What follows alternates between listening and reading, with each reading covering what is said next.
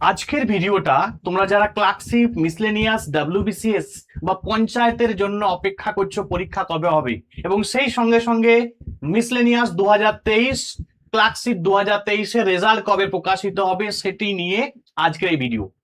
এবং সেই সঙ্গে সঙ্গে বর্তমানে পিএসসি যিনি চেয়ারম্যান আছেন, তিনি এই পিএসসির একটি অ্যানুয়াল ক্যালেন্ডার প্রকাশের কথা তিনি তুলেছেন, সেটা নিয়েও কিন্তু আজকের এই ভিডিও হবে। তো তোমরা যারা এতদিন পড়াশোনা থেকে দূরে আসো, তোমাদের বলবো যে আবারও তোমরা পড়াশোনার জগতে ফিরে আসো। কারণ পিএসসির চেয়ারম্যান তিনি কালকের প্রেস কনফারেন্সের মাধ্যমে তিনি কয়েকটা বিষয় ক্লিয়ার করেছে যে একটি পিএসসি একটা অ্যানুয়াল ক্যালেন্ডার প্রকাশ করবে, যেই ক্যালেন্ডার থেকে তোমরা নিজেদের প্রিপারেশন চালাতে পারবে। কারণ সেখানে লেখা থাকবে যে কোন পরীক্ষা কবে হবে, পঞ্চায়েতের পরীক্ষা কবে হবে, ক্লার্কশিপের পরীক্ষা কবে হবে, বা মিসলেনিয়াসের যে ফর্ম ফিল আপ হয়ে গেছে তার পরীক্ষা কবে হবে, সেই বিষয়গুলো কিন্তু তুমি ক্যালেন্ডার থেকেই জানতে পারবে। এবং তোমাদের এটা এক কথাই যদি পিএসসি কে এই জিনিসটা ক্যালেন্ডার যদি প্রকাশ করে এবং সেই অনুযায়ী যদি কাজ হয়, তাহলে কিন্তু স্টুডেন্টদের জন্য একটা খুবই ভালো খবর ধরতে পারো, বা স্টুডেন্টরা কিন্তু অনেকটা বেনিফিটেড হবে। এবারে আমরা আসি যে এই রিক্রুটমেন্ট প্রসেস নিয়ে পিএসসি যিনি চেয়ারম্যান, ওনার সঙ্গে আমাদের রাজ্যের মুখ্যমন্ত্রী শুভেন্দু অধিকারীর বৈঠক হয়েছিল 30শে জুলাই, এবং তিনি তারপরে প্রেস কনফারেন্স করেছে এবং কালকেও একটি প্রেস কনফারেন্স করেছে, যেখানে তিনি কয়েকটি বিষয় আপডেট করেছেন, কয়েকটি আপডেট দিয়েছেন। সেই বিষয়টি হচ্ছে যে চাকরির যে ব্যাকলগ দ্রুত পরিষ্কার হবে, তার উদ্যোগ কিন্তু নিচ্ছে নতুন পিএসসি যিনি চেয়ারম্যান হয়েছে তিনি। আচ্ছা, তিনি যে প্রেস কনফারেন্স করেছিলেন তিনি কি কি বলেছেন, কয়েকটা বিষয় উঠে এসেছে। সেটি হচ্ছে 18,000-এর বেশি কিন্তু ভ্যাকেন্সি আছে পিএসসি তে, তো সেগুলো কিন্তু দ্রুত নিয়োগ হবে। 2 থেকে 4 বছর অনেক কিছু ভ্যাকেন্সি, অনেক ভ্যাকেন্সি, যেমন তোমরা নিশ্চয় জানো মিসলেনিয়াস 2023, ক্লার্কশিপ 2023 এখনো পর্যন্ত আটকে পড়ে আছে, এখনো রেজাল্ট প্রকাশিত হয়নি মেনের। তো সেইগুলো কিন্তু ক্লিয়ার হবে। 13 লক্ষ, মানে প্রায় 13 লক্ষ ক্যান্ডিডেট বিভিন্ন পদে আবেদন করে রেখেছে। 8,000 আগামী কয়েক সপ্তাহের মধ্যে রিক্রুটমেন্ট প্রসেস রোল আউট হবে। মানে তোমার ধরতে পারো যে আগামী কয়েক সপ্তাহের মধ্যে মিসলেনিয়াস বা ক্লার্কশিপের রেজাল্ট কিন্তু আসতে চলেছে। কারণ এই মিসলেনিয়াস এবং ক্লার্কশিপ আমরা জানি যে 2023 সালের যে পরীক্ষা সেটা কিন্তু মেন অলরেডি 2024 সালে হয়ে গেছে, এখন কিন্তু 2026। সুতরাং এই পরীক্ষাটা কিন্তু ধরে রাখতে পারো যে এই মিসলেনিয়াস এবং ক্লার্কশিপ, মানে যেটা 8,000 ভ্যাকেন্সি আছে দুটো মিলিয়ে হয়তো, তো সেই নিয়োগটা কিন্তু এগোতে চলেছে।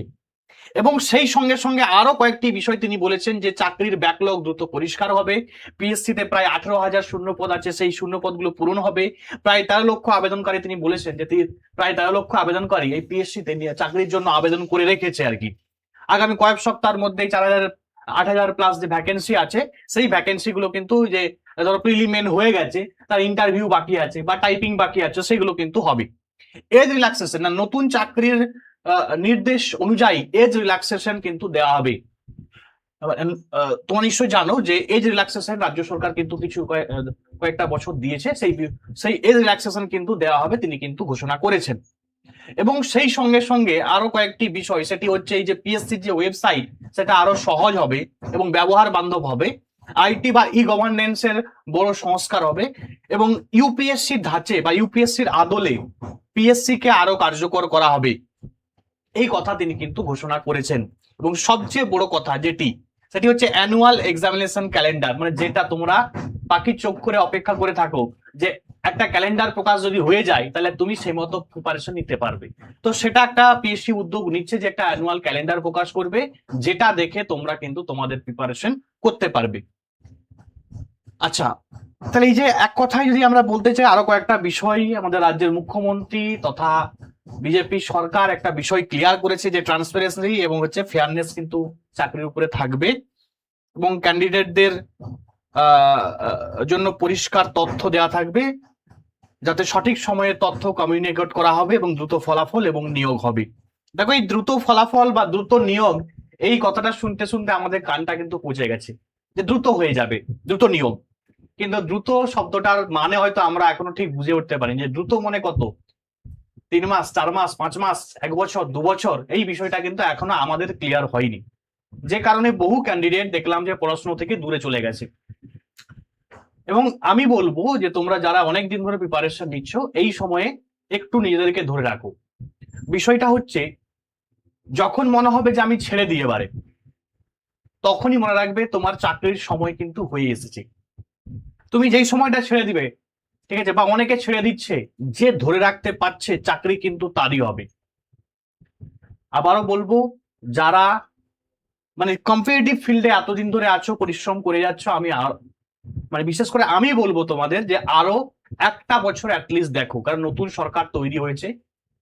নতুন সরকার এটা ভালো করে জানে যে আগের যে সরকার সে কিন্তু চাকরি দেয়নি, যে কারণে কিন্তু সেই সরকারকে মানুষ কিন্তু তাড়িয়েছে রাজ্য থেকে। এই সরকারও যদি এমন কিছু করে যে বেকার যুবক যুবতীদেরকে অ্যাভয়েড করে, তাহলে সরকার কিন্তু ভালো করে জানে যে যুব সমাজ কি করতে পারে।